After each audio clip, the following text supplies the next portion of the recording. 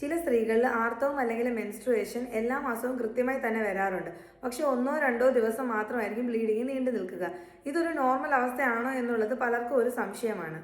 Age related പറയുകയാണെങ്കിൽ ആർത്തവം തുടങ്ങി ആദ്യത്തെ ഒരു 4 മുതൽ 6 മാസം വരെ ഇതുപോലെ സ്കാൻഡി ബ്ലീഡിംഗ് കാണിച്ചേക്കാം. അതുപോലെ തന്നെ ആർത്തവ വിരാമത്തോടനുബന്ധിക്കുന്ന സ്ത്രീകളിലും ഇതുപോലെ തന്നെ സ്കാൻഡി ബ്ലീഡിംഗ് കാണിക്കാം. അത് നമ്മുടെ സ്വാഭാവികമായും നമ്മുടെ ശരീരത്തിലുണ്ടാകുന്ന മാറ്റങ്ങളും ഹോർമോണൽ ചേഞ്ചസ് കാരണവുമാണ്. അതൊരു നോർമൽ അവസ്ഥയാണ്. സാധാരണ ഈ പറഞ്ഞ കണ്ടീഷൻസിലല്ലാതെ അയൺ ഡെഫിഷ്യൻസിയോ വൈറ്റമിൻസിൻ്റെ ഡെഫിഷ്യൻസി കൊണ്ടോ നമുക്ക് ഇതുപോലെ സ്കാൻഡി ബ്ലീഡിങ് വരാം. അതുപോലെ തന്നെ ഹോർമോണൽ ഇംബാലൻസസ്, തൈറോയിഡ്, PCOS പോലത്തെ കണ്ടീഷൻസ്, സ്ട്രെസ് റിലേറ്റഡ് ഫാക്ടേഴ്സ് കൊണ്ടുവരാം.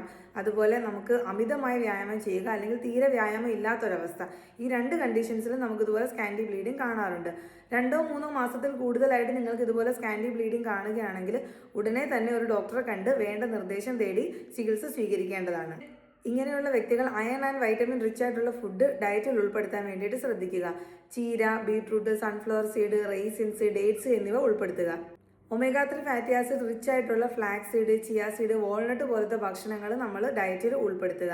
അത് നമ്മുടെ ഈസ്ട്രജൻ പ്രൊഡക്ഷനെ മെയിൻറ്റെയിൻ ചെയ്യാനും ഈ പറഞ്ഞ സ്കാൻഡി ബ്ലീഡിംഗ് എന്നുള്ളൊരു ബുദ്ധിമുട്ട് കുറയ്ക്കുവാനും സഹായിക്കും. ഡയറ്റ് നോക്കുന്നതിനോടൊപ്പം തന്നെ ചെറിയ രീതിയിലുള്ള വ്യായാമങ്ങളും യോഗ, ആസനാസ് പ്രാക്ടീസ് ചെയ്യുന്നതും നമ്മുടെ ബോഡിയെ പ്രോപ്പറായിട്ട് ഫംഗ്ഷൻ ചെയ്യാനും ഈ സ്കാൻഡി ബ്ലീഡിംഗ് എന്നുള്ളൊരു ബുദ്ധിമുട്ട് മാറിക്കിട്ടാനും സഹായിക്കും. Follow healthy trekking for more videos. Thank you.